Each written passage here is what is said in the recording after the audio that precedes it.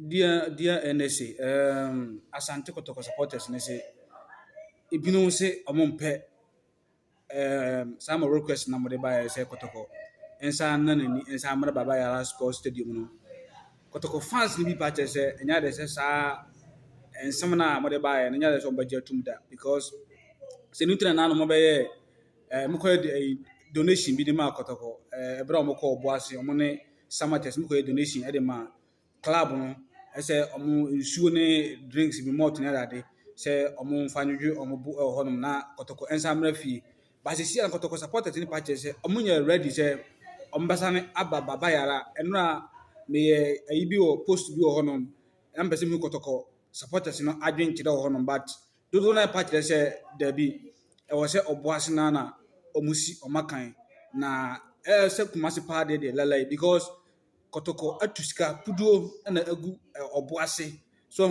na so sesi aso Kotoko sika bi benya no oboase bia no e ono ankasa na dia ono obi a nche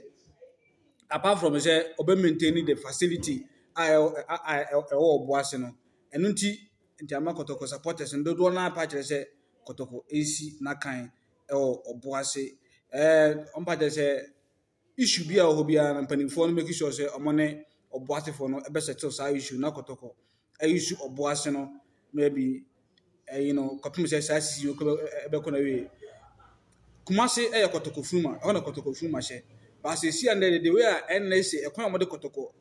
e fa so no Baba Yara no aso omututi Kotoko say Kotoko just a team kitu bi to say Kinfisa and cornerstone but Kotoko na ma NSA sika pa NSA mo adwene say anase mo de she mutum say stadium lu kan say mo de ma entertainers na say musicians say omu use stadium na munya sika say Kotoko but mo fanse mutum say no Kotoko na ma NSA musika pa Kotoko sa entertainment ifo ya mbaje pitch say pitch no even the class mutu amaka na so mo be 300,000 fa na mo say you sa 300,000 enu bia mo sa do ko maintenance e was stadium mo local maintenance size kan mo sa se ni na o pitch no nti Kotoko so every year bia Kotoko si account obe de nti e ma mutumi nya sika mo sin say mo be ma entertainers but still mo mu Kotoko mo fa respect e ma Kotoko de mo bia na mo ka che Kotoko so what I say the mo say stadium na dam pan so what I say Kotoko de next mo le increase sports stadium omo ntua bibia ade mo hia no say o mesesi the facilities e wo hono wa he say pitch ya dasu ya empanifo abom modern sika pudu a anase sika omo de sesi sa pitch ene enema o mai bibia hono omo ntimi nkase bia ye soro one day say bia ye free oboase na yakọ ebia ya saba Kumasi Baba Yara na so mbana se esa beji kama na omo ya ne dai edi Kotoko supporters ni bi say no lalai but the moment mo from stadium na de yensi ya kan ha for the meantime no the season ne ko ya we ya ne hu de be ebinim Kotoko supporters ni bi adwen kire enso e wo honom nti na NSA be sere mo ese se de Kotoko fo ni pa kire no stadium ma wi a mo fo ma de amo se mo ba wi o se mo ne de o ni nyina no mo honom se be ya Kotoko betimi anya sumdie e de sina kan oboase si ya no oboase kra na se de niam esi koyi o honom no even though no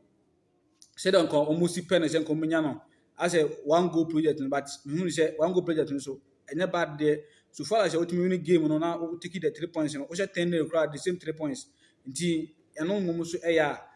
why not let us hope say ne betimi asesa na sisi ande de omonyo madwun se omo free oboase honom mpanifo kran entrance nka se ebia asama NSA mo kano da bi say yesi no omon trance emfa adwene bi sa nti NSA be sere mo Kotoko supporters ni bi pa kire se on be sere mo se mo omason enwe mo kakra na so far no omunyusu oboase le increase sports stadium no emfa mo games e wo honom eno ne ensem ba ko mi nsa bi a some of the Kotoko fans no de atu edwa e wo honom timi da mo asese mo timi mo hweme obetumi afro obetumi so like obetumi so subscribe YouTube no abonye timi grow this channel e wo honom makram papa